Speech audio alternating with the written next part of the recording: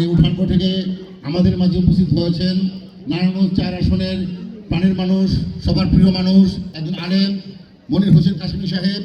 মঞ্চে উপস্থিত রয়েছেন আমার অত্যন্ত পছন্দের এবং প্রাণের এবং ভালো লাগার বড় ভাই মনিরুল আলম সেন্টু ভাই। মঞ্চে উপস্থিত রয়েছে আমার খুব কাছের একান্ত কাছের ছোট ভাই রিয়াদ মোহাম্মদ চৌধুরী।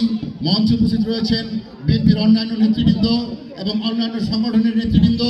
আজকে উপস্থিত জনগণ, আসসালামু আলাইকুম। সবাই সবার মতো করে বক্তব্য রেখে গেছেন, যা বলার আপনারা সবাই অত্যন্ত মন দিয়ে শুনেছেন, এটা আমার দৃঢ় বিশ্বাস। আগামী 12 ফেব্রুয়ারি খেজুর গাছ মার্কায় ভোট দেবেন। খেজুর গাছ মার্কায় ভোট দেওয়া হচ্ছে ধানের শীষকে ভোট দেওয়া। তাই আপনারা সবাই, আমাদের পূর্ববর্তী বক্তারা বলে গেছেন, আমাদের প্রাণের নেতা তারেক রহমান সাহেব বলেছেন তাহাজ্জুদের নামাজ পড়ে আমরা যেন ভোট কেন্দ্রে এসে উপস্থিত হই।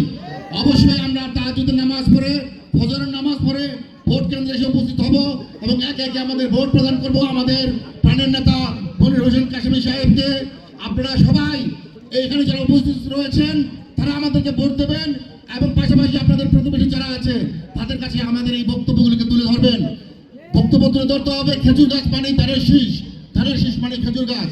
এই বক্তব্যকে পরিষ্কার করে জানিয়ে দিতে হবে এবং আগামী 12 তারিখে খেজুর গাছকে পাশ করে তারেক জিয়াকে নারায়ণগঞ্জ 4 আসন উপহার দিতে হবে। সেই উপহারের মধ্যে শহীদ প্রেসিডেন্ট জিয়া রহমানের পরিবারকে আমরা বিজয় উপহার দিতে পারবো। সংগ্রামী সাথী বন্ধুরা, আমার অনেক কিছু বলার থাকলেও সময় সংক্ষিপ্ততার কারণে কিছু বলতে পারছি না, কারণ আমাদের প্রধান